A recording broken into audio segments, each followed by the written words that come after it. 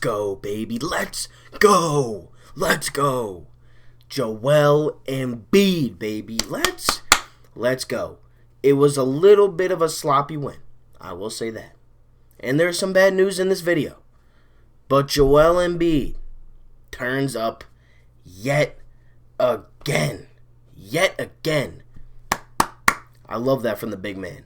He has been dominating so far in the bubble. He's been dominating. Sixers win 107-98 against the Washington Wizards. They are now out of playoff contention. It was, again, a sloppy game. There is some bad news. But the Sixers pull it out. They get the win. Also, shout out to the Sixers and the season ticket holders, like the season ticket people, for sending me this shirt. Also, a pack of cards, a mask, another shirt like this for being a season ticket holder. Appreciate everything. Also, appreciate the Phillies for doing the same thing. Now, the Sixers. How did they look this game? Well, they looked slow. They looked slow in the beginning. They turned up at the end. And it wasn't really they turned up at the end. It was Shake Milton, Tobias Harris, and the Joel Embiid show in the fourth quarter. They all turned up. They all had good games. And that's really all you can ask for. I'm not going to complain. I'm not. Was it a win? Yes. But was it a win?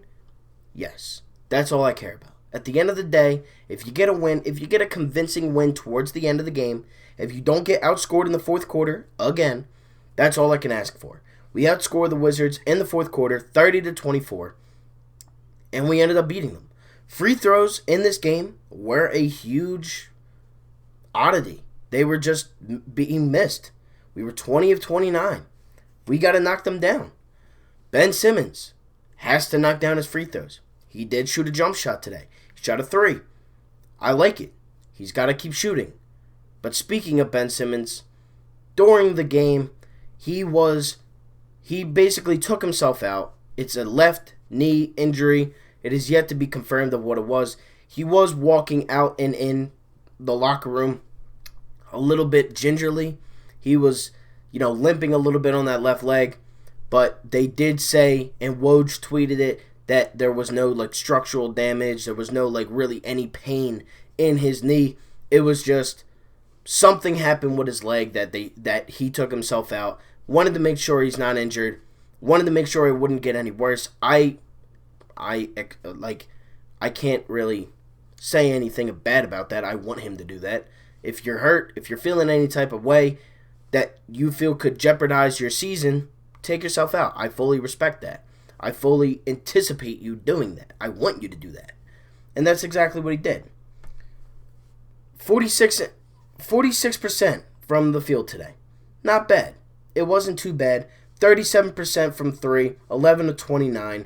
We held them to 7 threes, 7 to 21 threes.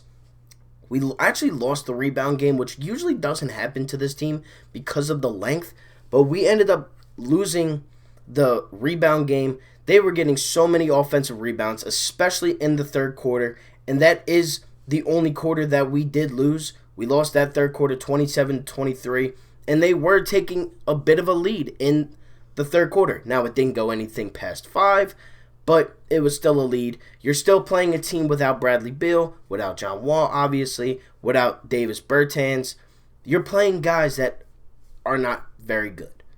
Now, the leading scorer for them was 19. It was Jerome Robinson and Thomas Bryant. You expect Thomas Bryant to get his 19 and 10 a game. That's what he did. Jerome Robinson had 19. He had a good game for being a rookie. He was really just making everything at one point.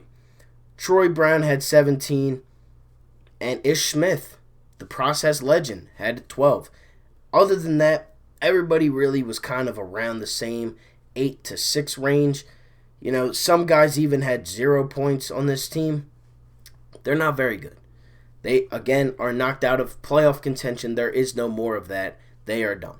So now, the 1 through 8 are the Bucks, the Raptors, the Celtics, the Heat, the Pacers, the Sixers, the Nets, and I'm forgetting one, and I don't know why. I'm forgetting one of the teams.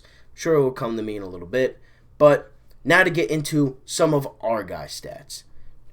We had 5 players in double figures. Almost 6. I can't really complain off the bench. Alec Burks, Furkan, Horford, they were decent. Matisse was decent. But the starters, Shake, Tobias, Embiid, and Richardson, were playing great. 15 for Rich, 14 for Shake, 30 for Embiid, 17 for Tobias. I'm pretty sure Embiid also had 29. I don't know why it says 30 right here. Ben did play 23 minutes. He had 8 points, 4 assists, 6 rebounds before he took himself out of the game. Embiid just dominated the fourth quarter. There was a point in the fourth quarter where Joel and Tobias scored the last 21 points for the 76ers. They went from having 70 to 91 with just Joel Embiid and Tobias Harris scoring the ball. And that's what I like to see. They're your 2 players that you need when Ben Simmons is off the floor. Those are the 2 players you need to dominate. And that's exactly what they did. And I love that. I love that Joel Embiid and Tobias Harris can play together because that is exactly what they have been doing. They have been playing great together since the bubble. Last game, they looked great. Even the game with the Pacers, 30 and 41. That's a 71-point margin between the 2 guys. That's great. Now you need to add more. Ben Simmons also needs to add more. Obviously, he was hurt. He probably would have scored a little bit more down the stretch, but he didn't. But Shake was coming in. He was coming up huge. A couple threes, a block, winning the jump ball that led to a Josh Richardson 3. He was everywhere. And I think he really took offense to Joel Embiid yelling at him. And that's good. That's what I like to see. Some people really had a problem with Embiid yelling at Shake. I did not. I thought it was a learning lesson. Some guys take that some leaders of a team take leading different ways. Are you going to see Carson Wentz yelling in Jalen Reagor's face if he drops a ball? No. He's going to bring him back up. That's the type of guy Carson Wentz is.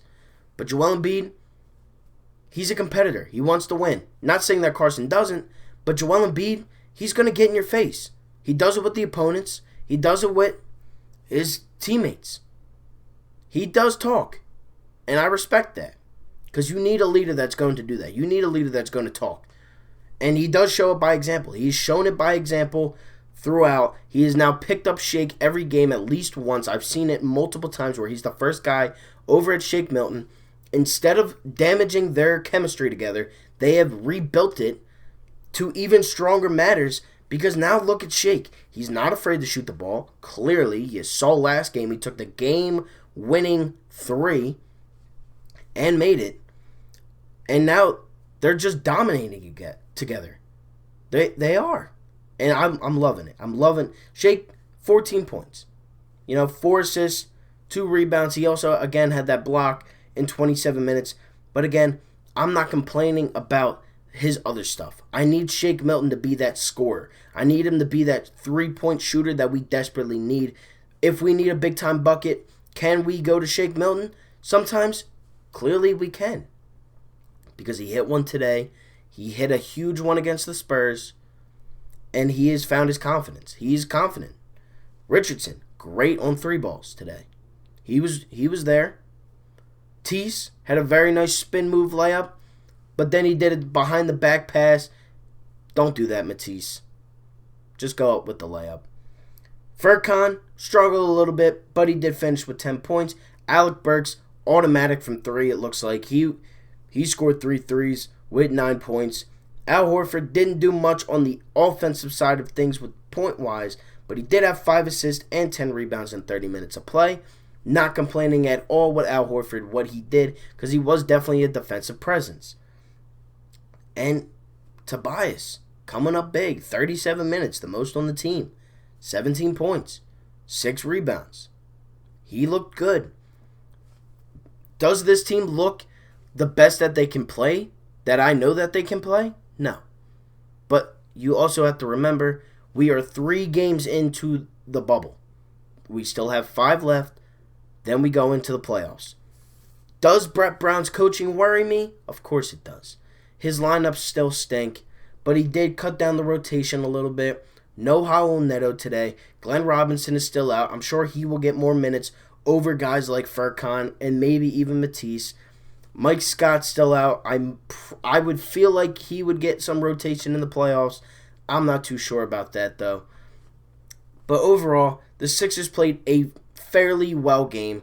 They could have been better. They win 107-98 against the Wizards to knock them out of playoff contention. Joel Embiid turned up in the fourth quarter along with Shake Milton and Tobias Harris.